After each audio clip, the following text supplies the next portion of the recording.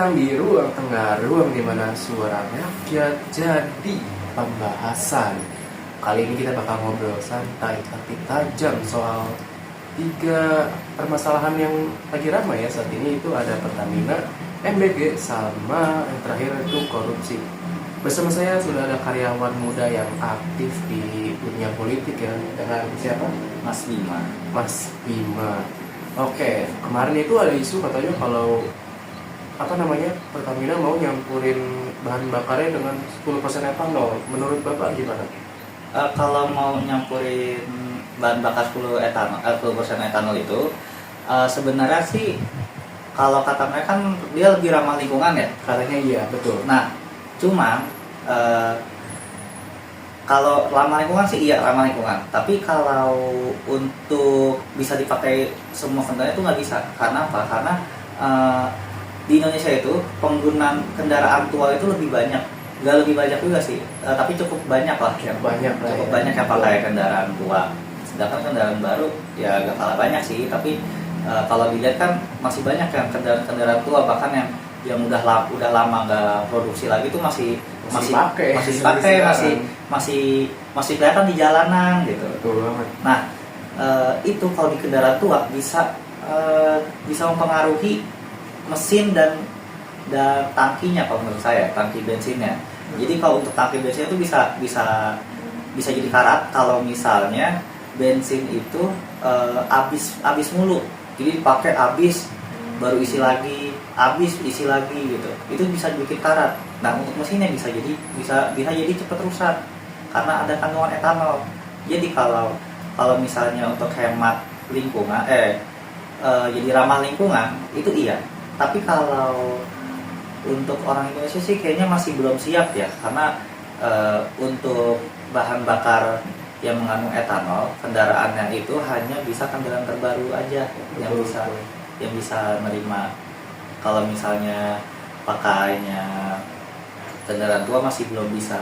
Lagi masih banyak ya yang pakai kendaraan tua sampai. Iya. Iya. Kalau bisa sih bisa, tapi itu mesti dimodifikasi. Jadi kayak selang bensinnya itu buat menghubung ke mesin itu mesti diubah ke yang tahan etanol. Nah, bener juga ya.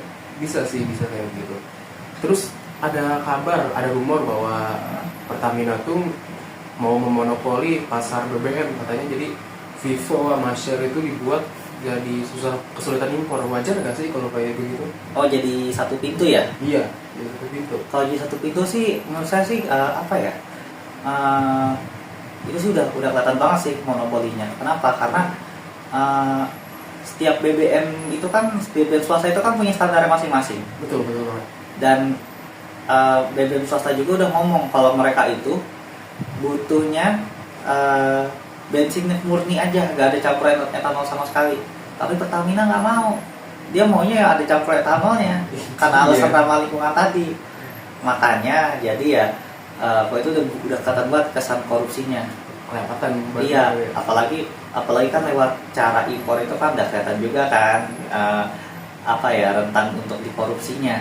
Beli bensin secara impor tuh rentan banget dikorupsi. Kalau misalnya pakai kilang minyak sendiri, malahan kilang minyak dibakar-bakarin. Tiap tahun ada aja satu. Sekarang udah 9 setahu saya. 9 ya? Iya. Janji mau buat kilang minyak 7 itu saya kalau nggak salah ya 7. Janjinya kan nggak pernah tuh. Saya lihat ada kilang minyak baru saya lihat. Bener ya. Emang berarti emang udah kacau banget ya kalau misalkan mau monopoli gitu. Iya, udah kacau itu. Apalagi kan kemarin udah ada kabar ini ya, Pertamina tuh bensinnya udah dioplos gitu. Nah iya, apalagi kan karena bensinnya dioplos, jadinya tuh masyarakat juga udah nggak percaya. Dari awal masyarakat udah nggak percaya sama Pertamina. Percayanya udah makin kurang. Iya, udah turun. Sekarang makin dibuat makin turun lagi, karena nggak ada bensin untuk BBM swasta. Nggak ada BBM swasta. Dengan alasan udah merugi. Padahal mah kayaknya mah nggak rugi sih, sama sekali nggak ada rugi. Iya sih. Walaupun rugi kayaknya dari mereka aja juga sih. Iya, ruginya mah dari mereka yang banyak korupsi, banyak tangan-tangan nakal. Apalagi yang kayak Goblin tuh. Nggak boleh gitu. Nah, kan balik lagi ke kepercayaan publik ya. Nah, kalau ngomongin kepercayaan publik, sekarang kita kan ada program MBG ya yang bakal kita bahas di segmen selanjutnya. Oke, balik lagi di ruang tengah. Jadi belakangan ini ada isu banyak anak-anak sekolah yang keracunan makanan bergizi gratis. Nah, waktu pertama kali dengar kabar soal keracunan ini, gimana sih tanggapannya? Waktu dengar sih agak ini ya, agak terkejut, tapi nggak terkejut juga. Kenapa? Karena MBG sendiri itu udah programnya tuh udah rawan korupsi.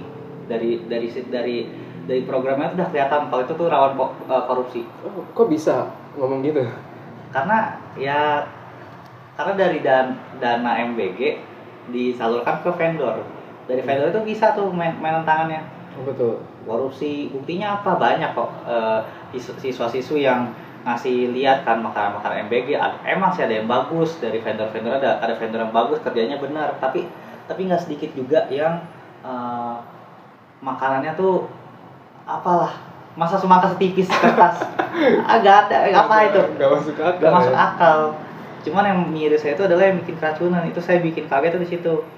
Saya kira cuman makanannya aja cuma dipangkas gitu. Tapi ini keracunan, dan ada yang makanannya ada ulet, serangga, atau sama juga tuh yang paling konyol tuh MBG pakai sirip hiu. Sirip hiu? Iya. Dari mana dapat sirip hiu? Gak tahu dah itu. Perasaan hiu aja udah mahal ini, ada makan kayak sirip hiu. Aneh emang. Berarti keracunan itu gara-gara mungkin makanan yang kadaluarsa kali ya?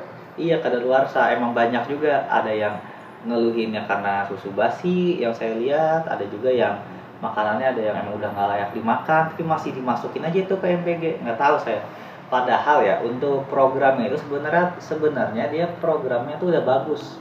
Udah bagus lah niatnya ya. Niatnya bagus, programnya sebenarnya bagus, tapi pengerjaannya yang jelek. Tuh, makanya kalau misalnya ada yang tanya gitu, program MBG itu sebenarnya gimana di Indonesia, sebenarnya programnya gagal. Program gagal ya untuk sekarang lah setidaknya. Iya, kalau sekarang gagal. Tapi saya berharap di kedepannya tuh programnya tuh lebih terstruktur gitu kan. Karena apa? Karena memang vendor tuh kurang diawasin juga sih, makanya banyak yang korupsi. Berarti kalau menurut Mas Bima nih, gimana sih biar programnya itu terstruktur, biar programnya gak gagal gitu, biar berhasil? Ya kalau gak gagal sih, saya sih bukan ahlinya ya, tapi kalau menurut saya itu mesti diawasin. Kalau gak diawasin, itu ya pasti bakal diambil juga duitnya. Sama vendornya ya berarti? Iya, sama vendornya. Bisa diambilin begitu. Karena emang dari beberapa yang saya dengar itu, ada yang memang vendornya bagus banget makanannya 41/10. Ada yang ternyata jelek banget gitu. Iya, emang kayak begitulah. Makanya emang perlu diawasin banget. Dan mirisnya juga kan yang orang yang harusnya mengawasi makanan bergizi gratis itu tuh malah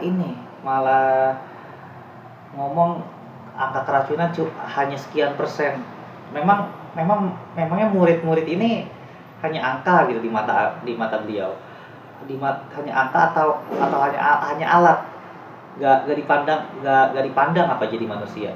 Murid apa sih, siswa-siswi itu gak dipandang sebagai manusia. Padahal ini ngomongin soal nyawa gitu ya. Iya, soal nyawa, soal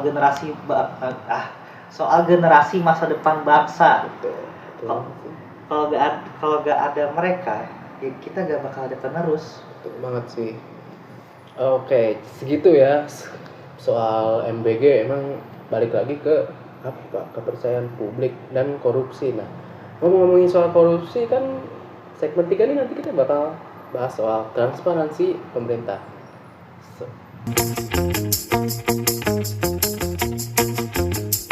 Oke, kembali lagi bersama saya Kenel di ruang tengah.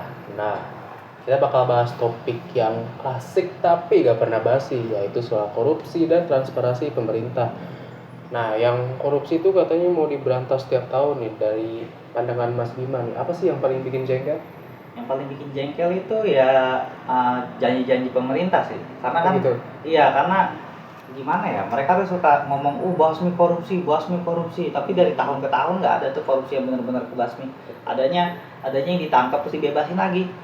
Gitu juga sih. Iya, nah kalau dibagusin lagi udah nggak ada ini lagi, nggak ada lanjutan lagi, udah masyarakat juga udah lupa rata-rata. Koruptornya udah bebas. Iya, udah bebas. Bahkan di penjara aja mereka masih suka keluyuran. Betul. Saya pernah dapat cerita dari karyawan golf. Saya pernah ketemu orangnya. Dia cerita ke saya kalau beberapa pejabat yang di penjara tuh main ke tempat golf dia, padahal di penjara harusnya, tapi bisa keluarnya juga diem-diem. Berarti nggak bener-bener di penjara dong kalau Iya, gitu ya. nggak bener-bener di penjara sebenarnya gitu. Jadi apa ya, kesel juga saya kalau misalnya masalah korupsi yang mau dibasmi tapi nyatanya nggak ada. Nah, katanya juga korupsi itu bukan dari rakyat yang pemerintah doang sih, tapi dari rakyat kecil juga. Itu bener gak sih statement itu? Nah, kalau itu sih benar juga ya. Kenapa? Karena masyarakat kecil itu juga ikut korupsi gitu. Secara tidak langsung atau secara sadar atau tidak sadar tuh mereka juga korupsi. Kenapa? Karena itu udah kayak lingkaran setan juga sih ya. Dari atas ke tengah, tengah ke bawah, dari bawah juga ke atas. Itu contohnya gimana? Itu contohnya tuh kayak apa ya? Kalau dari atas ke bawah nih, itu kayak orang-orang yang udah mau naik jabatan, jadi menteri lah atau jadi jadi pemimpin negara, itu biasanya tuh suka beli suara. Suara rakyat, dibayar cuma 10.000, miris banget seharga nasi padang. Aneh kan? Nah, kalau dari bawah sendiri itu biasanya mereka tuh korupsinya tuh lewat duit pelicin. Kayak mereka mau bikin surat atau mau lolos dari razia atau apa gitu. Itu pasti ada duit pelicinnya. Nah, cuman kalau masalah yang dari bawah ini kadang itu korupsinya itu bisa karena terpaksa karena ada oknum yang memeras, atau emang merekanya sendiri yang mau mempercepat dengan cara dipelicin itu. Betul. Cuman korupsinya nggak mesti ke yang kayak tadi, yang ke aparat. Itu kan ke aparat ya. Iya, tadi aparat. Untuk ke beberapa ke di luar itu juga bisa. Kayak misalnya nih, saya pernah kerja di restoran. Oh gitu. Iya, saya pernah kerja di restoran.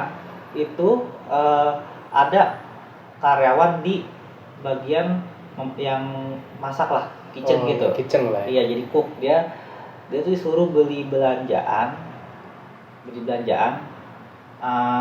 Harganya tuh padahal tuh cuman berapa lah, kayak bawang cuman beli 50.000, 100.000 gitu. Tapi ditulisnya tuh 150 di bonnya. Sisanya buat dia. Iya, jadi pas dikasih ke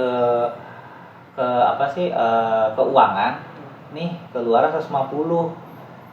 Itu jadinya ntar ke depannya keuangan bakal ngasih 150. Jadi 50.000 dikantongin, 100.000 buat belanja bawang gitu.